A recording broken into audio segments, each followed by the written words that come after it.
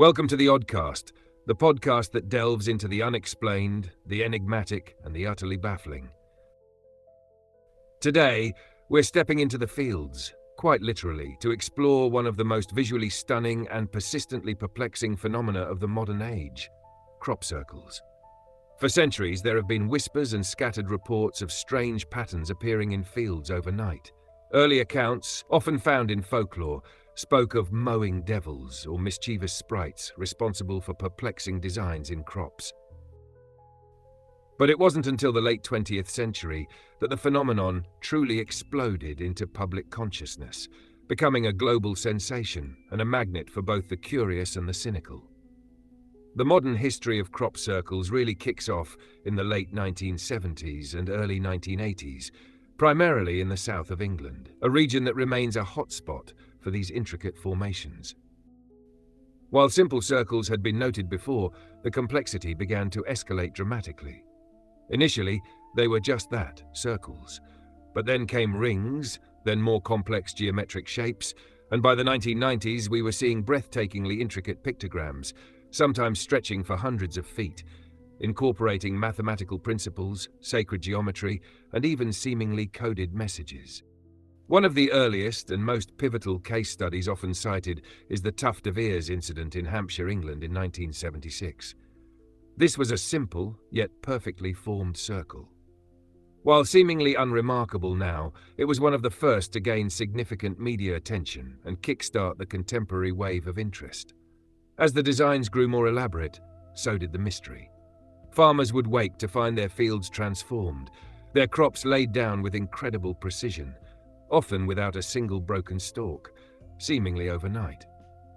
This delicate bending of the stalks, rather than breaking, is a hallmark of many of the more impressive formations and something that has consistently puzzled experts. So, who or what is behind these magnificent designs? Let's dive into some of the leading theories, starting with perhaps the most sensational: extraterrestrial involvement and UFOs. For many, the sheer complexity, scale, and sudden appearance of these formations defy conventional explanation, leading them to believe in an otherworldly origin. The argument goes that only an advanced intelligence, perhaps observing us from afar, could create such precise and intricate patterns with such speed and discretion. Proponents of this theory often point to alleged UFO sightings in the vicinity of crop circles shortly before their appearance. There are numerous anecdotes of strange lights or craft being reported by locals in areas where new formations are discovered the following morning. The idea is that these circles could be landing markers, messages, or even experimental designs from alien visitors. A fascinating and somewhat parallel theory connects crop circles to ley lines. For those unfamiliar, ley lines are theoretical alignments of ancient sites, such as megalithic monuments, sacred natural features, and churches. Proponents suggest these lines mark invisible energy pathways across the landscape, and that areas where these lines intersect or converge are often sites of unusual activity or spiritual significance. Some believe that crop circles strategically appear at these energetic nodal points, perhaps as a way for an unknown intelligence, be it extraterrestrial or even an undiscovered terrestrial force, to interact with or highlight these powerful locations. The argument here is that the patterns aren't random, but are placed with deliberate energetic intent, tapping into the Earth's natural currents.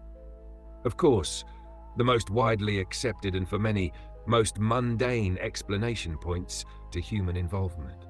This theory gained significant traction in 1991 when two self-proclaimed pranksters, Doug Bauer and Dave Chorley, came forward, claiming responsibility for creating hundreds of crop circles over a period of many years. They demonstrated their technique using simple tools: a plank of wood, a rope, and a baseball cap to mark the center. Their confession seemed to crack the case wide open for many, providing a tangible, human explanation. And indeed, since their revelation, numerous other human crop circle artists or circle makers have emerged, openly creating intricate designs for art, advertising, or simply the challenge of it. These human-made circles are often indistinguishable to the untrained eye from those attributed to more mysterious origins. However, the debate didn't end there. Skeptics of the human-only theory argue that Bauer and Chorley couldn't possibly be responsible for all the formations, especially the incredibly complex ones that emerged after their confession. They also highlight certain anomalies that human techniques struggle to replicate. These anomalies include node bending.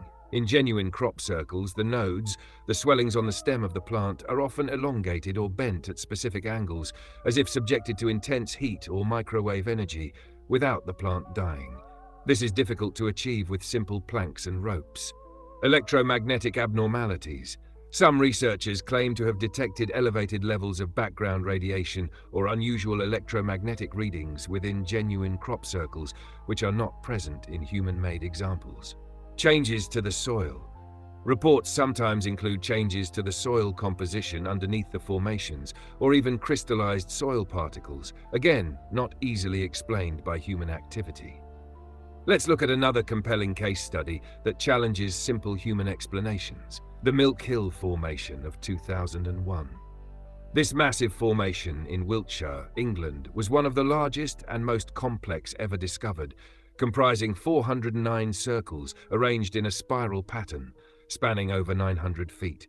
Its sheer scale and geometric precision, appearing overnight in a remote field, left many convinced it was beyond the capabilities of even a dedicated human team in a single night without heavy machinery. While some human circle makers later claimed responsibility, the debate over its true origin continues to this day, particularly regarding the speed and stealth required for such a monumental task.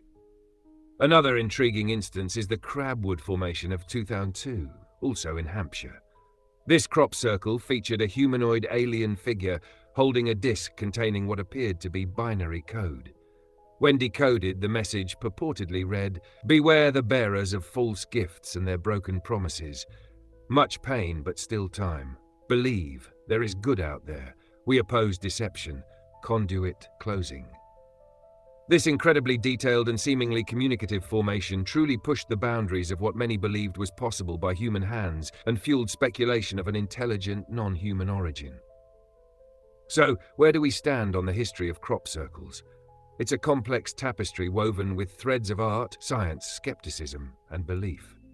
While the human element is undeniably a significant part of the phenomenon, particularly in recent decades, there remain those elusive cases that continue to defy easy explanation. The debate between ingenious human artists and a more profound, unknown force continues to rage. Perhaps the truth is multifaceted. Maybe some crop circles are indeed the work of dedicated human teams, showcasing incredible skill and creativity. And perhaps, just perhaps, there are other formations, those with the perplexing anomalies and the baffling precision, that hint at something far grander, something that challenges our understanding of reality, connecting us to ancient energies, or even to intelligences beyond our world. The fields of England and beyond continue to provide new canvases for these ephemeral masterpieces, ensuring that the mystery of the crop circle will continue to captivate and confound us for generations to come. Until next time, stay curious.